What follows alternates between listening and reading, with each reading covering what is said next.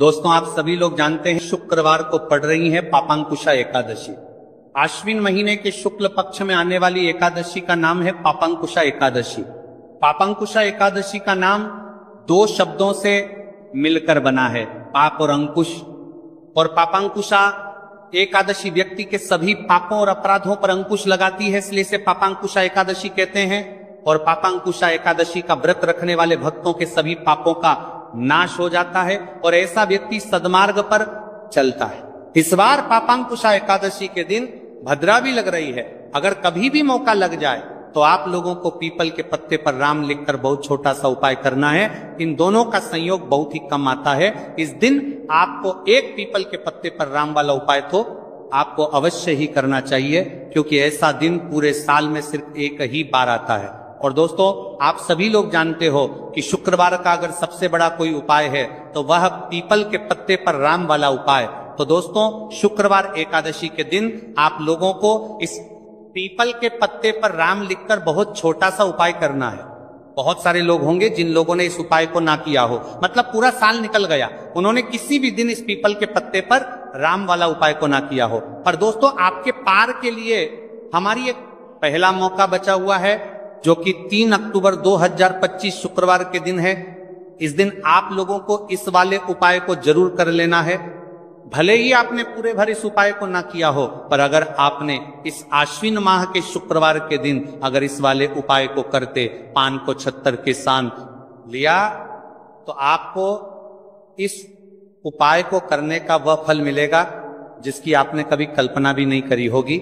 इसीलिए आप लोग इस वाले उपाय को एक प्रातः के बाद जरूर कर लेना है, ताकि आप लोगों के हाथ से यह मौका ना जा सके और आपको इस उपाय को करने का फल मिल सके। दोस्तों, यह उपाय पंडित जी ने अपनी अभी की ही श्री शिव महापुराण की कथा में बताया है जी। इस उपाय को आज हम आपको बहुत अच्छे से समझाने वाले हैं। इस वीडियो को देखने के बाद इस उपाय को समझने के लिए आपको कोई और वीडियो को देखने की जरूरत नहीं पड़ेगी। तो चलिए दोस्तों, उपाय को शुरू करते हैं। देखिए, इस आश्विन माह के शुक्रवार एकादशी के दिन ये इतना खास होता है, इतना महत्वपूर्ण होता है। देखा गया है कभी कभी बड़े बड़े पूजा पाठ अनुष्ठान से जो मनोकामना पूर्ण नहीं होते, आश्विन माह के शुक्रवार एकादशी के दिन एक छोटे से उपाय करने से ही आपकी मनोकामना पूर्ण हो जाती है। और बहुत सारे लोगों ने इस उपाय को किया भी है और उनको इस उपाय को करने का फल भी जरूर मिला है। अगर आप लोग भी इस उपाय को करना चाहते हैं, तो आप इस उपाय को करना चाहते हैं को पहले अच्छे से समझ लेना, सुन लेना, उसके बाद करना। आपको इस उपाय का फल जरूर मिलेगा। और इस उपाय को कर लेने से आपके घर में चाहे किसी भी प्रकार की दुख और समस्या क्यों ना चल रही हो, आपको उसका कारण भी नहीं पता है कि भाई ये समस्या किस कारण से चल रही है। उसका कुछ भी कारण हो सकता है, जैसे पितृदोष हो सकता है या किसी भी तरह का मंगल दोष भी हो सकता है। तो इस दिन आप लोगों को ये वाला उपाय कर लेना है। ये एक ऐसा उपाय है जिस उपाय को अगर किस विशेष दिन पर किया जाए तो भाई उस विशेष दिन का जो है वह तो हमें मिलता ही मिलता है। पर हमने उस दिन पर इस उपाय को किया है तो हमें उससे भी बड़ा फल मिलता है, और फल बहुत जल्दी मिलता है, क्योंकि आप इस उपाय को बहुत ही बड़े और विशेष दिन पर कर रहे हो। तो चलिए अब उपाय के बारे में बात करते हैं। लेकिन उससे पहले आप लोगों को यह जानना आवश्यक है कि आखिर ये उपाय किस समय करना है, किसको करना है और कैसे करना है। तो चलिए हम आगे आपको वीडियो में एक एक करके बता देते हैं। लेकिन उससे पहले अगर आप लोग हमारे चैनल पर पहली बार आए हैं या फिर मेरी आवाज आज पहली बार सुन रहे हैं, तो हमारे चैनल को सब्सक्राइब जरूर कर लेना और इस वीडियो को लाइक करके कमेंट बॉक्स में श्री शिवाय नमस्तुभये ओम नमः शिवाय जरूर टाइप कर देना। तो दोस्तों, इस पीपल के पत्ते पर राम वाला उपाय को हमें इस शुक्रवार के दिन कैसे करना है, किसको करना है, किस समय करना है और कहां पर करना है, ये सारे सवालों के जवाब आपको इस वीडियो में मिल जाएंगे। और जो ये वीडियो देखेगा भाई, उसको पीपल के पत्ते पर राम वाला उपाय जरूर करना चाहिए, क्योंकि इस दिन पीपल के पत्ते का भी बहुत ही बड़ा और विशेष महत्व होता है। पीपल के पत्ते पर राम वाला उपाय की तो ये सोने पर सुहागा वाली बात हो जाती है, और ये एक बहुत ही बड़ा उपाय हो जाता है शुक्रवार का। तो अब दोस्तों, इस पीपल के पत्ते पर राम वाला उपाय को आखिर करना किसको है, सबसे पहले हम लोग वह बात जान लेते हैं। तो देखो, घर की जो बड़ी माताएं बहनें होती हैं, उन माताओं बहनों में से कोई भी एक बड़ी माता बहन इस वाले उपाय को कर सकती है। और दोस्तों, अगर आप चाहे तो अपने घर में से सभी सदस्यों को भी इस उपाय को करवा सकती है। अगर किसी व्यक्ति की खुद की कोई मनोकामना है, खुद की कोई दुख और परेशानी है जो कि वह अपने लिए ही करना चाहता है, इस वाले उपाय को तो वह खुद अपने लिए भी कर सकता है। बाकी अगर कोई घर में से ऐसा है जो कि अपने पूरे घर परिवार की सुख और शांति के लिए ये वाला उपाय करना चाहता, तो भाई वो भी कर सकता है। उसमें भी कोई दिक्कत वाली बात नहीं है। कहने का मतलब यह है कि इस उपाय को हर एक सदस्य भी कर सकता है और पूरे घर परिवार के सदस्य के लिए घर की बड़ी माताओं बहनों में से कोई एक माता बहन भी कर सकता है। माताएं बहनें अगर घर में उपस्थित ना हो या वह ये वाला उपाय ना कर पा रही हो, तो फिर घर का कोई बड़ा सदस्य भी इस पीपल के पत्ते पर राम वाला उपाय को कर सकता है। चाहे फिर वह पुरुष ही क्यों ना हो, उसमें कोई भी दिक्कत वाली बात नहीं है। उसके बाद सदस्य भी पत्ते पर राम वाला उपाय को कर सकता है। बाद में दोस्तों जो अगला प्रश्न निकल कर आता है वह ये आता है इस उपाय को लेकर कि आखिर इस उपाय को हमें किस समय करना है, सुबह के समय करना है कि शाम के समय करना है। तो देखो, इस वाले उपाय को आप लोग सुबह के समय भी कर सकते हो और शाम के समय प्रदोष काल में भी कर सकते हो। अब अगर आप पूछो कि भाई साहब सबसे उत्तम समय कौन रहेगा इस पीपल के पत्ते पर राम वाला उपाय को करने का, तो हम आपसे बस यही कहेंगे कि इस उपाय को आप सुबह के समय करेंगे तो ज्यादा बेहतर होगा। बाकी अगर प्रदोष काल शाम के समय भी करेंगे तो भी अच्छा होगा, उसमें कोई भी दिक्कत वाली बात नहीं है।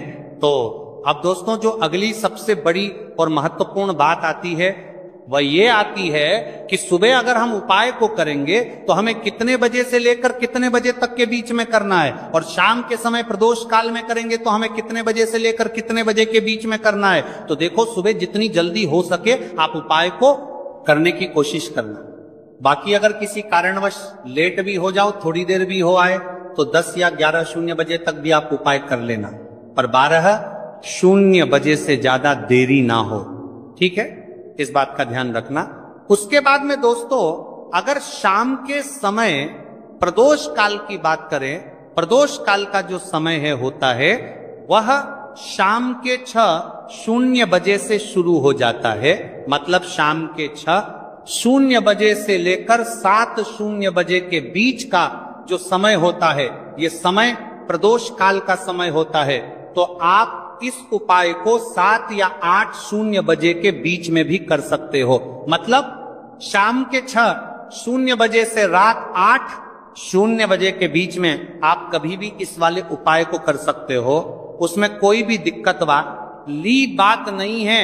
हमें किसी भी दिन आपको पीपल के पत्ते पर राम लिखकर बहुत छोटा सा उपाय करना है। ऐसा समझ लीजिए जितने भी आपके शत्रु हैं, जो भी आपके विरोधी हैं, दुश्मन हैं, जो आपको हर तरफ से परेशान कर रहे हैं, अब उन शत्रुओं की अकड़ निकलेगी। शत्रु का किया कराया भी तुरंत हट जाएगा जब शुक्रवार में आप इस छोटे से उपाय को करेंगे। तो देखिए, आज की वीडियो विशेषकर उन लोगों के लिए ही है जो अपने जीवन में शत्रुओं से और दुश्मन से बहुत ज्यादा परेशान हो चुके हैं। देखिए, जगत जननी मां जगदम्बा का हम शुक्रवार में पूजन करते हैं और उनसे जुड़े हुए उपाय करते हैं। साथ ही साथ आपको बता दें कि शुक्रवार में संकट मोचन हनुमान जी का पूजन करने से और उनसे जुड़े हुए कुछ उपाय करने से जीवन के बड़े से बड़े कष्ट भी क्षण भर में दूर हो जाते हैं। तब बहुत कम समय में आपके शत्रु और आपके विरोधी आपके जीवन से दूर हो जाएंगे। आपके दुश्मन लाख कोशिश करने के बाद भी आपका बाल भी बांका नहीं कर पाएंगे, अगर आप शुक्रवार में इस परेशानों के जीवन के पात की बीच ना छोटे से उपाय को कर लेते हैं। अब देखिए, आज का जो समय है ये कलयुग का समय है और कलयुग के एकमात्र देवता जो अपने भक्तों के जीवन से सारे कष्टों को दूर कर देते हैं वह स्वयं है संकट मोचन हनुमान जी।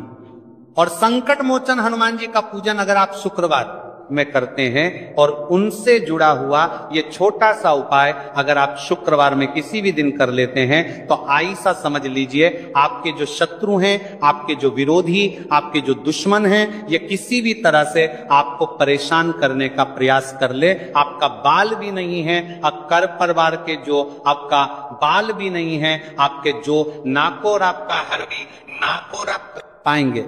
दूसरी चीज, अगर आपके शत्रु ने आपके ऊपर कोई भी तंत्र मंत्र करवा रखा है, कोई भी जादू टोना, कोई भी ब्लैक मैजिक आपके ऊपर करवा दिया है या करवाने का प्रयास कर रहे हैं, ऐसा समझ लीजिए वो किया कराया आप तक पहुंचेगा ही नहीं। और अगर आप तक पहुंचेगा, आपके बात करते गया है, कोई भी ब्लैक मैजिक तुरंत हट जाएगा जब आप इस छोटे से उपाय को शुक्रवार में करेंगे। देखिए, उपाय का रहेंगे छोटा है लेकिन बहुत महादिव्य चमत्कारी है। मतलब उपाय को करने में ना तो आपका ज्यादा समय जाएगा, ना ही इसमें आपके ज्यादा पैसे लगने वाले हैं।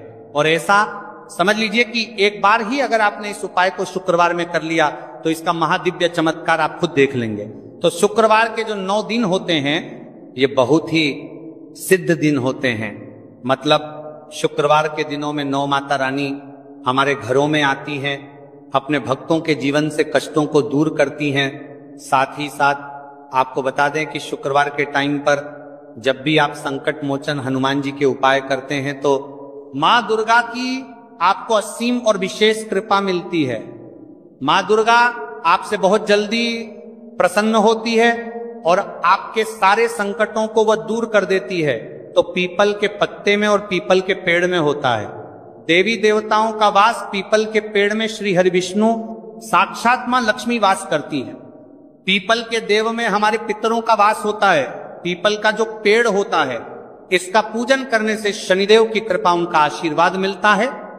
और पीपल का पत्ता जो है, इसका उपाय शुक्रवार में करने से व्यक्ति के जीवन से बड़े संकट और कष्ट दूर हो जाते हैं, जिसमें कि शत्रु और आपके दुश्मन जो हैं ये पूरी तरह परास्त हो जाएंगे, चारों खाने चित्त हो जाएंगे और कभी भी आपका कुछ नहीं बिगाड़ पाएंगे अगर ये उपाय आप करते हैं।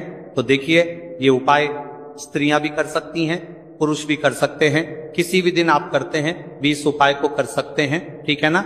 इसमें दिन आपको नहीं देखना है कि किस दिन करें, जिस दिन आप चाहा उस दिन इस उपाय को आप कर सकते हैं। तो शुक्रवार के दिन आपको पीपल का पत्ता तोड़ना नहीं है, उससे एक दिन पहले ही तोड़कर आप पीपल का पत्ता ले आए, या गिरा हुआ जो पत्ता होता है पीपल का वो आप ले ले, ठीक है ना। बस इस चीज का आपको ध्यान रखना है कि सोमवारी के दिन पीपल के पेड़ से कोई भी पत्ता हम नहीं तोड़ते। इस चीज का आपको विशेष ध्यान रखना है। तो आपको लेना है पीपल का एक पत्ता और शुद्ध जल से उसे साफ कर लेंगे पहले, जिससे कि धूल मिट्टी अगर पीपल के पेड़ देने वहां और पीपल के पेड़ पर पत्ते पर हो तो वह हट जाए। फिर गंगा जल का थोड़ा सा छिड़काव यानी थोड़ी सी छींटे आपको इस पीपल के पत्ते पर मारनी है और इस पीपल के पत्ते को फिर कपड़े से पोंछ कर आपको साफ कर लेना है, बिल्कुल सूखा लेना है। अब आपको लेना है थोड़ा सा सिंदूर, जो केसरिया वाला सिंदूर आता है जो हम संकट मोचन हनुमान जी को चढ़ाते हैं, वह केसरिया सिंदूर आपको लेना है। थोड़ा सा जल डाल के इसे गीला कर लेंगे और इसी सिंदूर से इस पीपल के पत्ते पर आपको भगवान राम का नाम लिखना है। आप किससे लिखेंगे? माचिस की तीली ले सकते हैं, उससे लिख सकते हैं। किसी भी तरह से आपको भगवान राम का नाम इस पीपल के पत्ते पर लिखना है। लिख लिया। एक आपको चमेली के तेल का या सरसों के तेल का दीपक तैयार करना है और एक कोई भी आपको लेनी है मिठाई। मिठाई में यहां पर आप बूंदी का प्रसाद ले सकते हैं, बेसन का लड्डू ले सकते हैं और अगर आप इमरुती ले लेते हैं तो ये और भी उत्तम है। देखिए, इमरुती का जो भोग होता है ये संकट मोचन हनुमान जी को बहुत ज्यादा प्रिय है। अब ये सारी चीजें लेकर आपको जाना है संकट मोचन हनुमान जी के मंदिर में। तो देखिए, सबसे पहले आपको संकट मोचन हनुमान जी के सामने ये दीप प्रज्वलित करना है जो आप लेकर के गए हैं। क्या ये आपने चमेली के तेल का दीपक तैयार करा है या सरसों के तेल का? सबसे पहले दीपक आप जला देंगे और दीप जलाने के बाद आपको जो पीपल का पत्ता आप लेकर के गए थे वो पत्ता आपको संकट मोचन हनुमान जी को अर्पित करना है, अर्पित करना है, हाँ चढ़ाना है। और जो भी भोग में आप लेकर के गए हैं, चाहे आपने बेसन के लड्डू लिए, बूंदी का प्रसाद लिया या फिर इमृति, जो भी कुछ आपने लिया है उसका भोग लगाना है और संकट मोचन हनुमान जी से आपको प्रार्थना करनी है कि हे जगत का कल्याण करने वाले संकट मोचन हनुमान जी, संकटों को हरने वाले मेरे जीवन से शत्रु और दुश्मनों को भी दूर कर कर दीजिए। शत्रु का किया करा या तंत्र मंत्र सब कुछ हट जाए, ऐसी कृपा मुझ पर कीजिए। इस तरह से आपको प्रार्थना करनी है और 108 बार जय श्री राम, जय सीताराम, जय श्री राम, जय सीताराम, जय श्री राम, जय सीताराम, इस तरह से आपको जयकारा लगाना है, क्योंकि भगवान राम का नाम संकट मोचन। हनुमान जी को सबसे ज्यादा प्रिय जय श्री राम, जय श्री राम, तो जयकारा लगा देंगे। और देखिए, अगर एक बार हनुमान चालीसा पढ़ पाए तो आप एक बार हनुमान चालीसा ऐसा ऐसा जरूर पढ़े, ठीक है ना, ज्यादा बार नहीं तो एक बार जरूर पढ़े। जयकारा तो आपको बिल्कुल से लगाना है, और इस छोटे से उपाय को किसी भी दिन कर लीजिए, सुबह कर लीजिए, शाम को कर लीजिए, और किसी भी दिन, जैसे शुक्रवार की तिथि जो होती है ना, ये बहुत बड़ी होती है, आप उस दिन भी इस उपाय को कर सकते हैं, जरूर से करें। शत्रुओं और दुश्मन, आपके जो विरोधी हैं, ये पूरी तरह चारों खानिश्चित हो जाएंगे और आपका बाल भी वहां का नहीं कर पाएंगे। तो देखिए, इस उपाय को आप 9 दिन भी कर सकते हैं, 2-3 बार भी कर सकते हैं। अगर आप ज्यादा बार नहीं कर पा रहे हैं तो एक बार आपको इस उपाय को जरूर से करना चाहिए। तो देखिए, इस उपाय को करने से जो आपके सामने शत्रु हैं वह भी परास्त हो जाएंगे। जो पीठ पीछे वार करते हैं, पीठ पीछे तंत्र मंत्री में करवाते हैं, वह शत्रु भी चारों खाने चित्त हो जाएंगे। बस छोटा सा उपाय है, जरूर करें। तो देखिए, अब बात कर लेते हैं अपने एक बहुत छोटे से उपाय की, जिसे शुक्रवार में करने से आपकी हर मनोकामना पूरी हो जाती है। यह उपाय आप अपने घर पर ही कर सकते हैं, कहीं जाने की आवश्यकता नहीं है। कोई भी ऐसी विश जो बहुत लंबे समय से अधूरी है, पूरी नहीं हो रही है, या धन को लेकर आप बहुत परेशान हैं, या घर में संकट कष्ट बहुत आते हैं, बीमारियां बहुत आती हैं, तो एक लाल पुष्प, जैसे कि गुलाब का फूल भी लाल होता है, आप जरूर से अपने घर के मंदिर में मां दुर्गा को अर्पित करें और एक देसी घी का दीपक लालाती का जलाकर मां का पूजन करें। शुक्रवार में अगर लाल रंग से जुड़ा हुआ यह उपाय आप करते हैं, आपकी सारी मनोरथ, सारी मनोकामनाएं मां पूरा कर देंगी, क्योंकि लाल रंग मां दुर्गा को बहुत प्रिय है। लाल पुष्प और लाल रंग की बाती का दीपक आपकी बड़ी से बड़ी मनोकामना को भी पूरा कर देगा। शुक्रवार में यह उपाय आप किसी भी दिन कर सकते हैं। दूसरे उपाय की हल्दी वाला जल आपको अपने घर में किस जगह पर डालना है और उपाय को कैसे करना है और कैसे ये हल्दी वाला जलते। आश्विन माह का शुक्रवार एकादशी के दिन जब आप अपने घर में डालते हैं, छीनते हैं, उपाय को करते हैं, तो सीधे सीधे मां लक्ष्मी आपसे प्रसन्न होकर आपके घर में आती हैं और श्री हरि विष्णु के साथ आती हैं। स्थिर लक्ष्मी का आपके घर में वास होता है। कहने का मतलब है कि फिर कभी भी मां लक्ष्मी आपके घर को छोड़कर नहीं जाती है।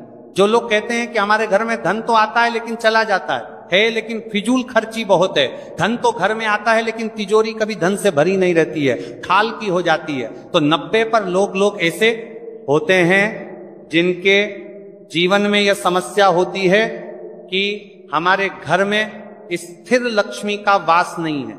देखिए, हम सभी चाहते हैं ना, और हाँ, लक्ष्मी और श्री हरि विष्णु हमेशा हमारे घर में रहे, उनका आशीर्वाद बना रहे, हम हमारे जीवन के जितने भी दुख हैं उनका सामना जो है बहुत आसानी से कर सके। देखिए, जब व्यक्ति के पास पैसा नहीं होता है ना, तो वो बहुत सारे कष्ट दुख उसके जीवन में जब आते हैं उनका सामना भी नहीं कर पाता है, और जब उसका आर्थिक पक्ष मजबूत होता है तो बहुत सारी समस्याएं उसे अपने जीवन में जो आती हैं वह छोटी लगती है। लेकिन अगर पैसा भी पास नहीं है तो छोटी छोटी प्रॉब्लम्स और छोटी छोटी चीजें जो पहुंच सकता है, कुछ सारी कर पा सकता है, हमारे जीवन में आती हैं, वो भी बहुत बड़ी लगने लगती। तो आपको करना क्या है, आपको यहां पर लेना है गंगा जल। तो देखिए, सबसे पहले तो आपको अपने पूरे घर में गंगा जल का छींटा लगाना, ठीक है ना। गंगा जल आपके घर से जितनी भी नेगेटिव एनर्जी होती है उसे बाहर कर देता है, ठीक है ना। गंगा जल का छिड़काव जब आप करते हैं, उसके बाद कोई पूजा पाठ करते हैं, कोई उपाय करते हैं, वो पूरी तरह से सफल होता है, क्योंकि आपके घर में पॉजिटिव एनर्जी, सकारात्मक ऊर्जा आ जाती है, ठीक है ना।